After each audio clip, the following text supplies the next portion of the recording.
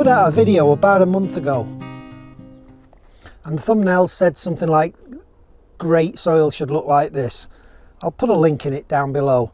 And we was in this area of the allotment, so this is right at the back of the allotment, the next to last bed.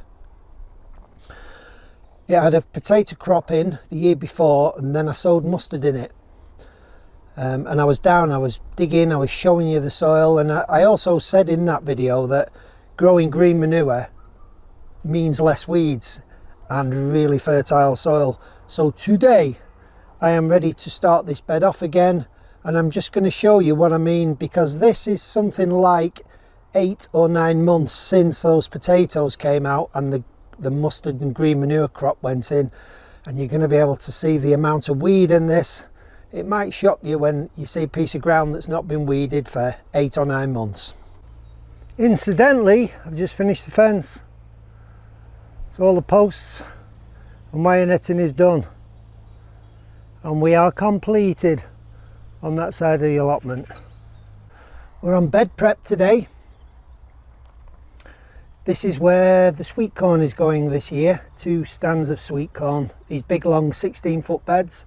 It appears that this bed has got a bit wider and that bed has got a bit narrower. So I plan to just pull this path in a little bit just to give me a bit more width on the end of that bed. But both these beds at some point late last year, maybe in the end of September, I sowed mustard in them. That had a crop of potatoes in it. This had the first earlies in last year actually. They really did well in that bed before the blight came. This bed had sprouts, collies, broccoli and cabbage in it last year.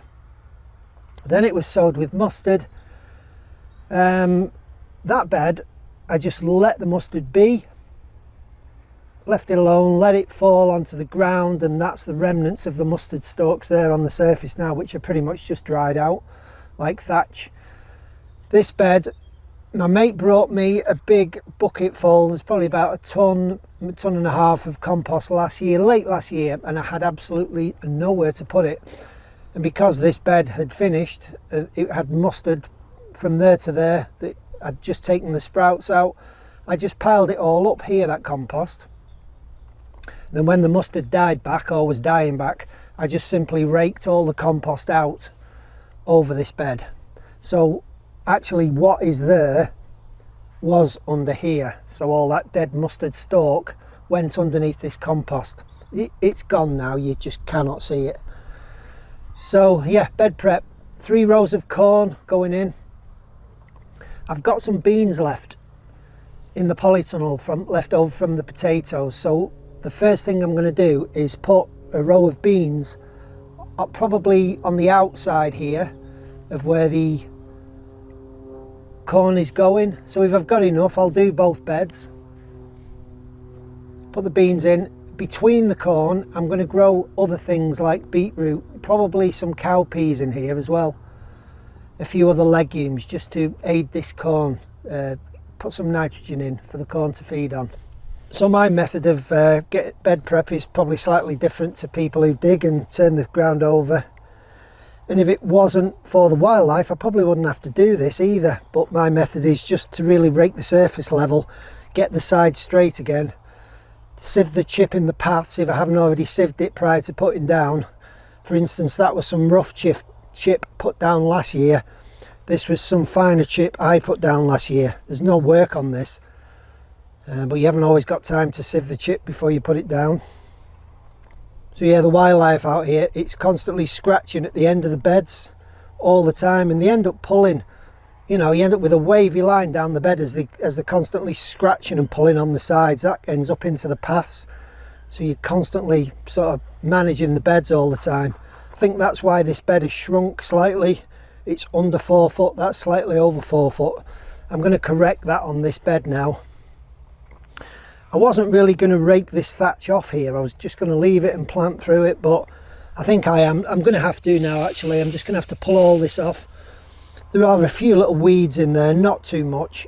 So I may as well, whilst I've got this opportunity of straightening these beds out, rake this thatch off, pull the path chip back and spread the soil back over to where I want it.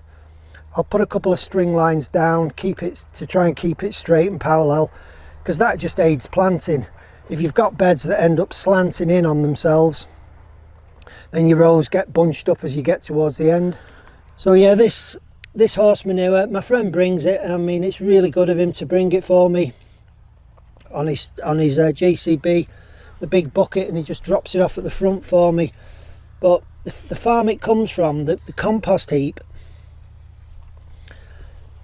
is on the edge of a sort of dirt road, like a road full of stones, if you know what I mean. It's just what we call white roads out here, so they're just full of stone and gravel, and a lot of the stones and the gravel have started getting incorporated into this compost heap, which I'm not really a fan of, because as I'm raking this bed now, I'm just picking up loads and loads of stones in here. I don't really want to incorporate tons of stones and gravel and bits of flint and all kinds into the soil. So it's getting worse. The first few loads he dropped for me, it was really clean, and I don't really know what's happened and how it's all got into the compost, but no, I'm not going to bother anymore. So we'll just have to stick to our own compost and keep this stuff out the ground, because that's what I've just got all that stuff there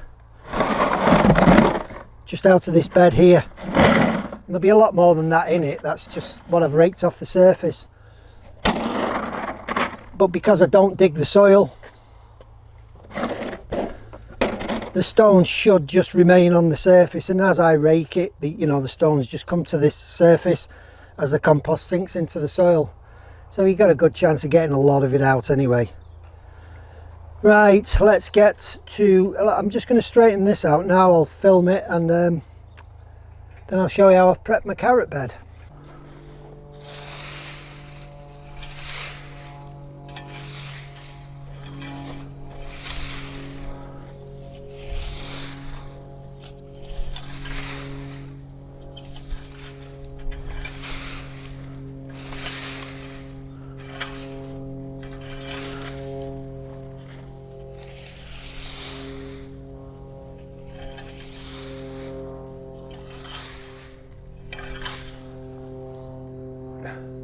Because there's a flying club at Formby, not far away,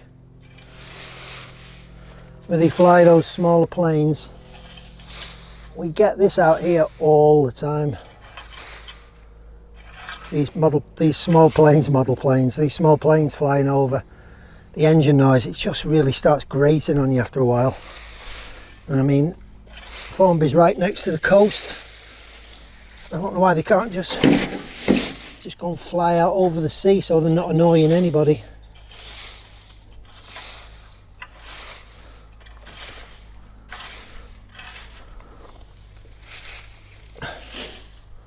I think it's selfish, personally.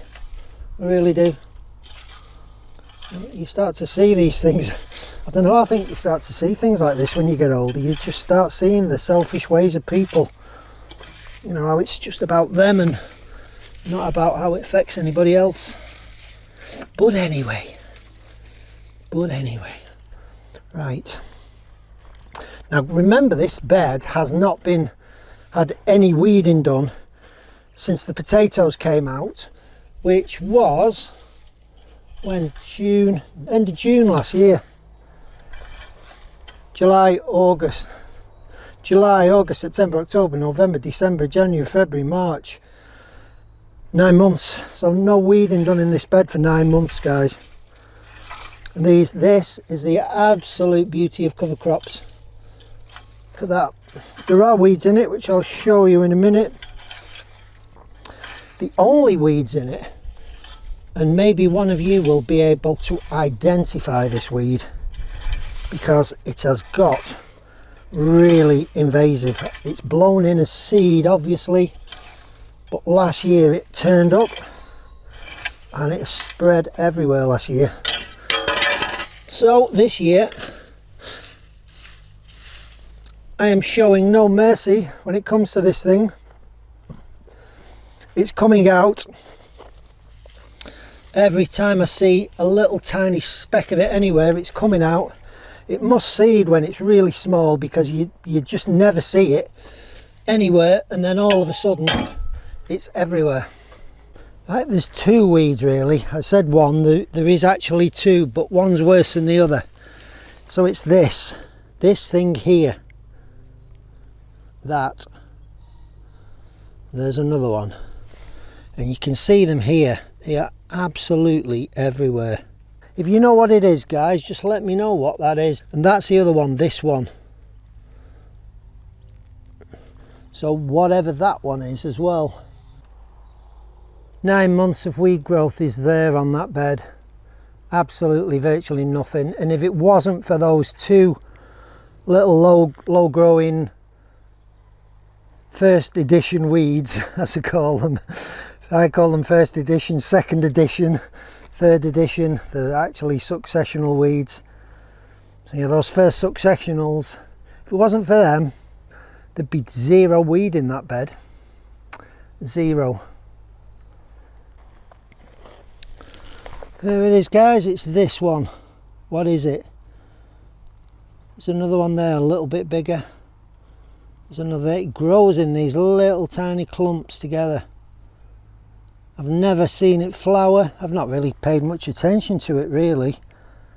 It was just a weed that I saw popped up last year, and I didn't even worry about it, because it was just mainly coming on the ends of the beds where it meets paths, which tells me it's just kind of blown in, you know, and it's made its way down the paths and onto the soil surface. But whatever it is, it's got to go this year.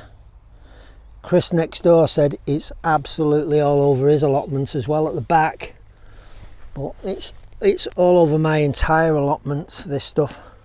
Can you see these little critters jumping about here? I've just enlarged this and zoomed in, and they're called springtails, and the small wingless arthropods, and they're not actually insects, and they thrive in moist environments, and they play a key role in decomposition and your soil health. It's good to see them if you've got them.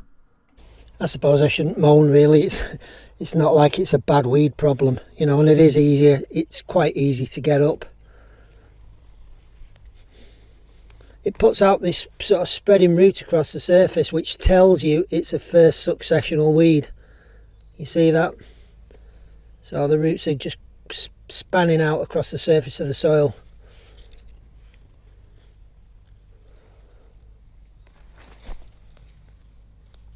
You know, we just don't want to get to a place where it's absolutely everywhere, because once you get there, you know, you're just constantly weeding all the time, then pulling the damn stuff out. There's probably more sycamore trees growing in this than that weed, to be honest with you. The sycamores are everywhere, and it's not like we've put these sycamore seeds in through compost or additions or anything. It's simply just blown in. Right guys, I've done weeding I think, so I'm just going to rake the surface. Right guys, that string line is approximately where the edge of that path should be. You can see sort of how path creep just starts to narrow beds off. It's worse when you've got more, the deeper the chip is on your path, the more it tends to push into the sides of the beds. That's why I try and keep a minimum of chip on the beds. Well, I'm just going to have to pull that back now. See, I think that wants to come over a little bit more, to be honest with you. As I also said, if it wasn't for the wildlife, the birds and all the other things that are constantly pulling at the edges of these paths and scratching stuff around, then this would be a job that it just wouldn't need undertaking. You're probably going to be better if you have wooden sides on your beds, because this wouldn't happen in that case. But wooden sides on beds for me just bring more problems than this, that's for sure. It's really dry. We've not really had rain for a few weeks now, not much rain, so the soil is really dry. The paths are dry, everything's really dry. I'm not complaining whatsoever, because we've had enough rain to last a lifetime this overwinter and last summer. I'm raking your paths, well, raking my paths. I'm not raking your paths. It also helps to pull any bigger lumps of chip off the path, which I don't like, because that is the places where I always find slugs and slug eggs, under big lumps of path on the chip on the paths. So the bed prep on this is simply this. Just give this surface a rake and pull it a little bit back onto the edge of this path. I was watching a Charles Dowding video a couple of weeks ago, and he must have the same problem as me with the edges of the beds wandering, because he said he'd marked the ends of the beds with canes, basically, or the ends of the path, the edges of the paths with canes, so that they know where the edges of the bed should be.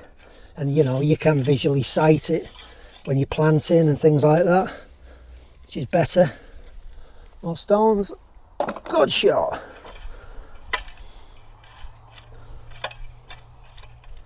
With a big one there, big stone.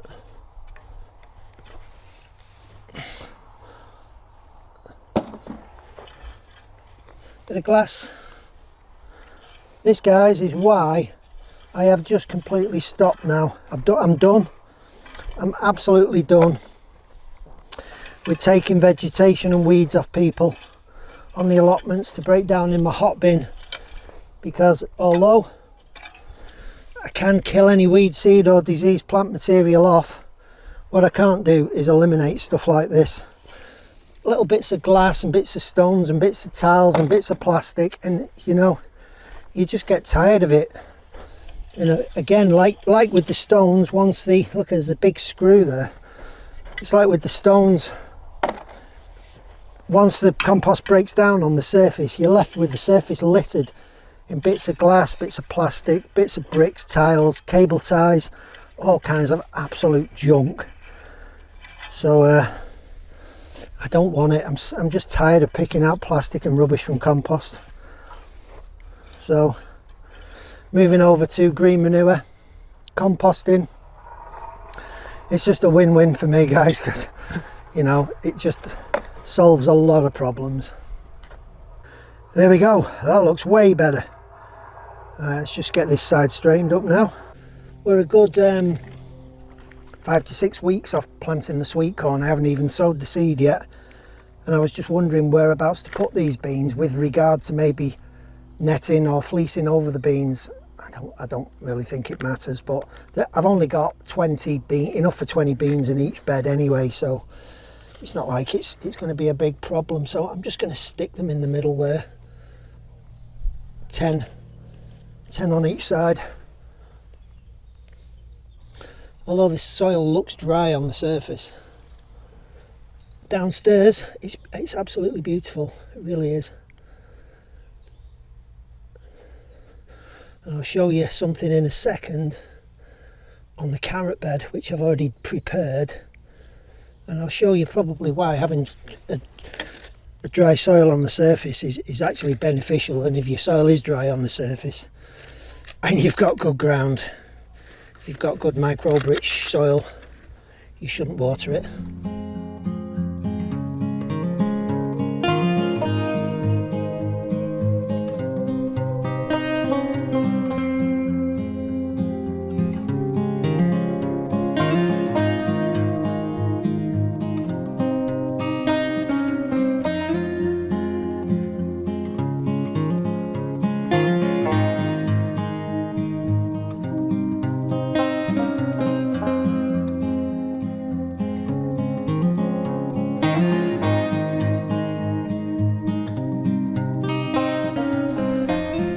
Yeah, I'd thought about putting the beans here on the outside, 2 outside rows, but I think they share the nitrogen better in the centre here with all 3 rows. If I was to just put them here, that middle row wouldn't benefit from the nitrogen that's being stored in the roots here. There we go. I've just raked some of the chip off this path. Don't know if you noticed, but when I was sort of planting these beans, it was so loose it was pushing it onto the beds again, so I've taken a lot of it off, which I'll just spread out along that back path that I've just raked out the finer wood chip off. Right, I'm going to put a bit of water on them just to bed the roots in because I've disturbed them. That's the only reason. The soil's lovely and moist down there, but it'll just help those roots set in a little bit better.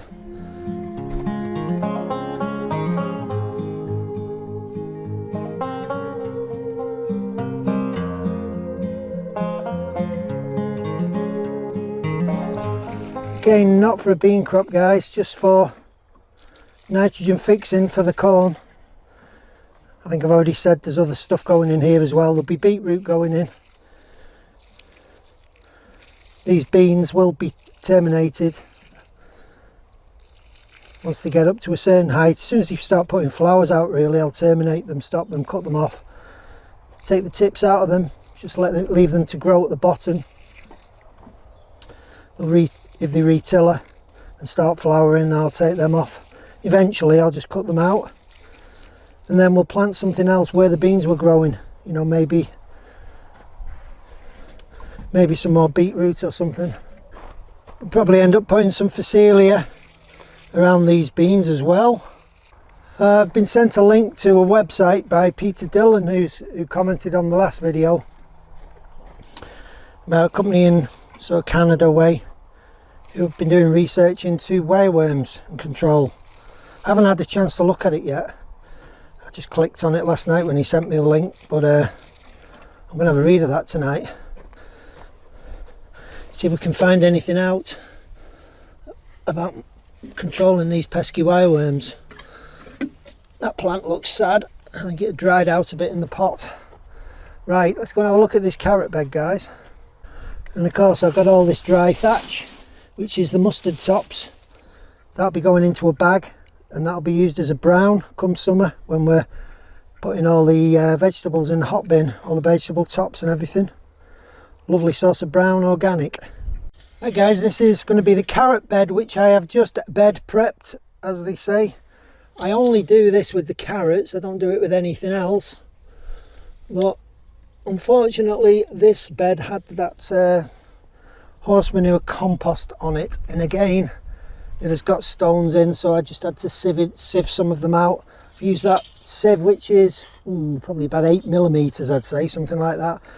Now you can see that the surface is really dry, but the surface was dry before I sieved it, and all I have literally done is take the top off like that. That's all that I've sieved off the surface, but you can see here underneath that it is lovely and moist.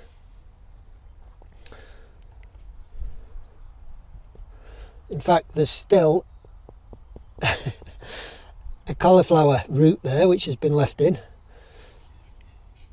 So yeah, it's still lovely and moist just under the surface there, only fucking 12-15mm down. Look at that. Loads of little fine roots in there, beautiful. This dry cap on the top is actually keeping that soil down there moist, because what the dry soil on the surface does, it acts as a barrier against the wind and the sun, so the moist soil underneath cannot wick up through this dry layer. If you was to water the surface of this up, then that moisture down below can then evaporate up and out until it eventually dries the surface again, and then it stops the evaporation. So constantly watering dry ground leads to the soil being drier down below. And if you've got good organic matter and you've got a good microbiome and fungal and bacterial population and dying roots and all the other good stuff, and a good soil structure and good humus content and all the good stuff in your soil, you don't need to water. I'll do a little bit more of this bed actually. That's not quite enough now, because normally I would just thick sow this with carrot and maybe put a few onions in as well. But because I'm going to space the carrot rows out a little bit more and plant other crops in between them this year, then I need a little bit more bed to get these other crops in. Because we're going for microbe diversity this year in every single bed if we possibly can.